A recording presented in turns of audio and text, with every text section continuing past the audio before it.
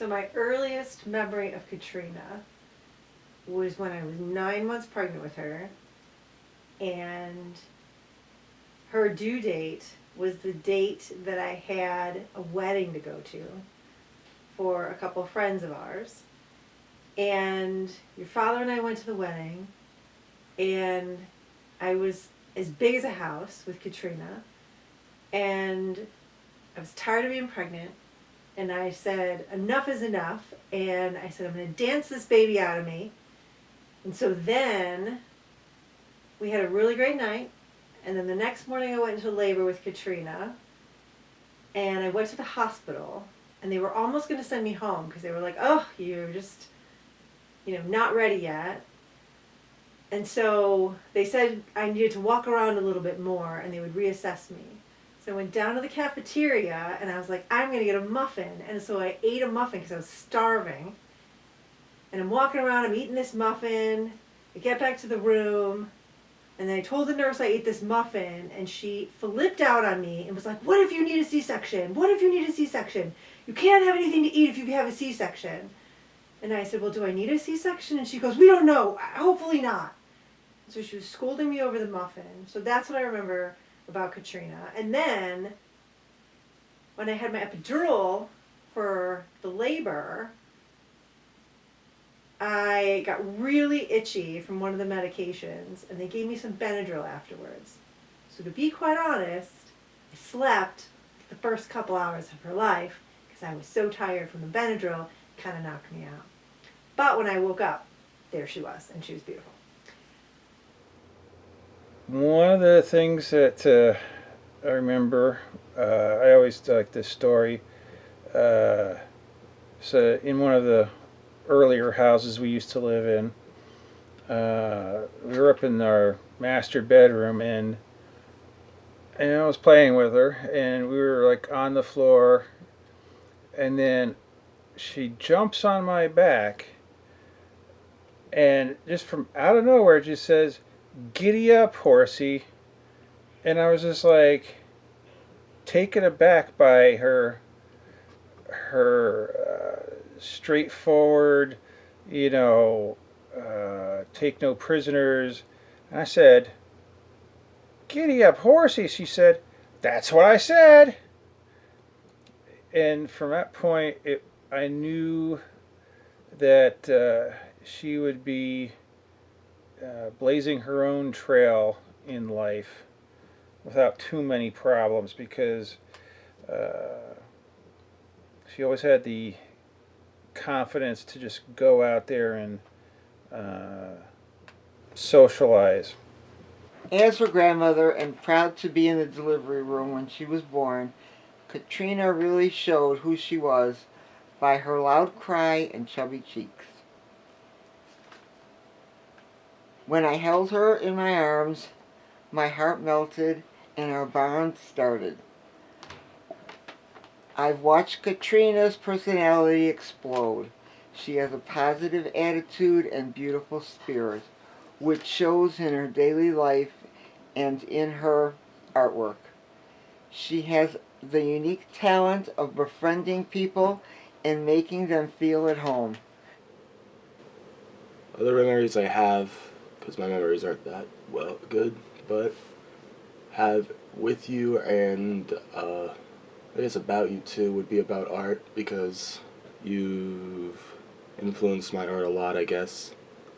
And I feel like there's some manga you brought home one time when I was really young, and I tried to copy the way they drew because that was what you liked, so I wanted to draw that. I feel like that's not like the first time something I've drawn has been influenced because of the idea of something that it might be something you like. On the topic of Grandma's old house, I liked playing in the park by Grandpa's tree, and I really liked spending time looking at Grandpa's tree, seeing how it's growing, and spending time with Grandpa like he's still with us. And I really enjoyed having a good time when we were younger, just playing in the park, being in the rope the red rope tower or being on the tube swing. Got garden hose. Say hi to me. Alright, you ready to Say I sing, love you. Michael? Yeah. What do we Say sing? Merry Happy Christmas. birthday. Say Merry Christmas 2010. She's ready to blow it up. Happy birthday to you. You guys gotta clean up, okay? We're gonna go to the next party. Oops, careful. Dear Grandpa. Alright, smile. Happy birthday to you. You don't want to smile? May the dear Lord bless you. May the dear Lord bless you. May the dear Lord bless Grandpa. May the dear Lord bless you. Okay. Blow 'em out. Come on, Katrina, help Mikey blow 'em out. Blow the candles. Blow, Blow the blow. candle. Whoa, look at Michael go. Trina, this Go, is yours. Michael. Go for it. Trina. Come on, Trina. Blow. Blow. Michael, blow. Go. Here, Michael. Ready? Puff and blow. Like that. Here. Like that. Here. Oh, Mikey's doing it. Come on, Katrina. More higher. Oh, there you go. Right. Oh, One couple look more. at that. Couple more. Real hard. Woo! Real hard. Real hard. Woo! Good job. Good You want to eat some job. cake now?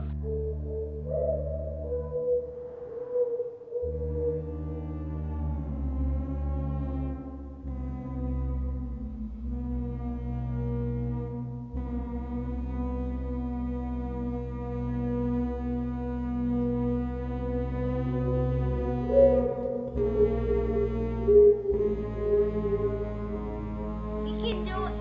I don't want to put it in order. I just want to mix it up. Oh, you mix it up. Go on. No, Dad. Let's sing. All right, go next to Trina. Dashing through the snow in a one-horse open sleigh. O'er the fields we go, laughing all the way. Bells are off to ring, making spirits bright. What fun it is to ride and sing a sleighing song tonight. Oh, jingle bells, sing all the way. Oh,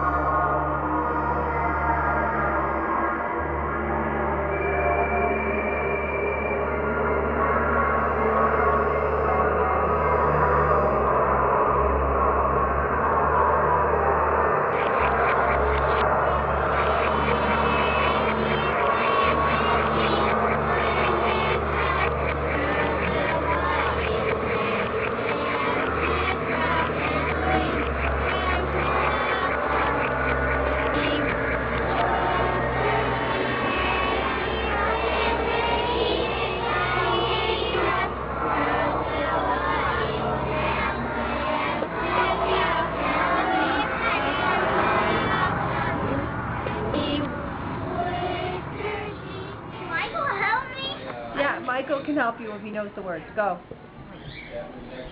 Here. Come here. Come on, I'm I don't recording even you. know how the song goes. Michael doesn't know the song. You start the song, and then everybody will chime in. How about you repeat after me, okay? Repeat after Trina. Our house is a holiday house. Our house is a holiday house. Grandma, you don't need to sing it. Okay, go on. Filled with memories. Filled with memories.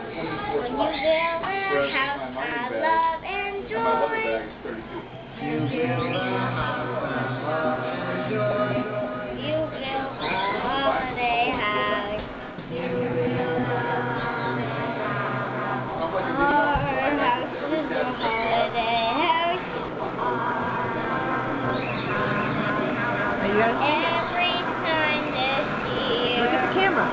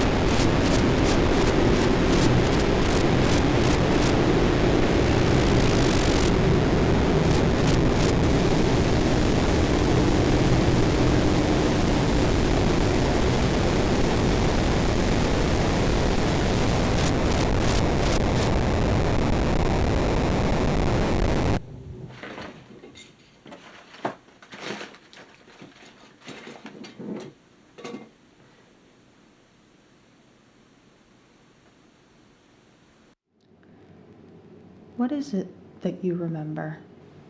I remember the time in Myrtle Beach where we were driving in a 12-person van because our party was big, and the door kept swinging open.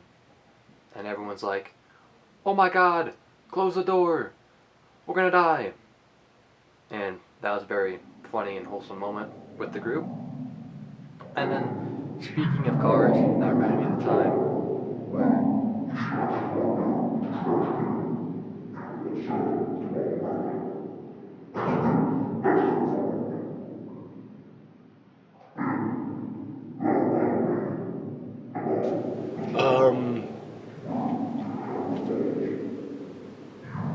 don't know.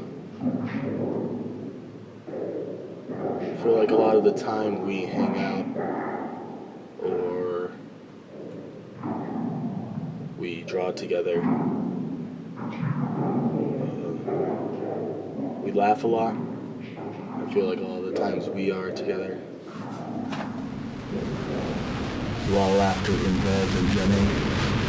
And I feel like another major way we bonded and created memories would be on a cabin.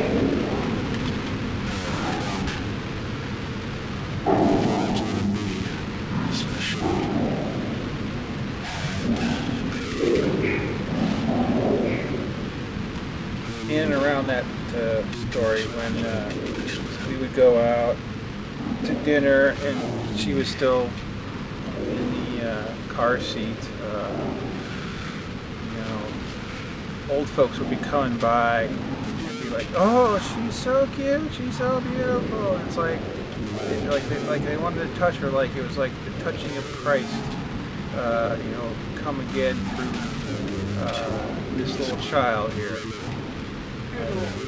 And I remember that we were giving her a bath, and she like shot up in the bath, like stood straight up, like so fast, to the point where I just couldn't grab her, and she fell back and smacked her head on the side of the tub. We had to rush her to the ER, and she was fine, but they looked at her, she was okay. But that had been the second time in like a month we had been to the ER. She had like fallen down like a couple of stairs, like not too much before that. And so I thought, oh my God, I was going to think that we're abusing this poor child because she had to show up in the ER for just being clumsy at home. So that, I don't talk about cheating because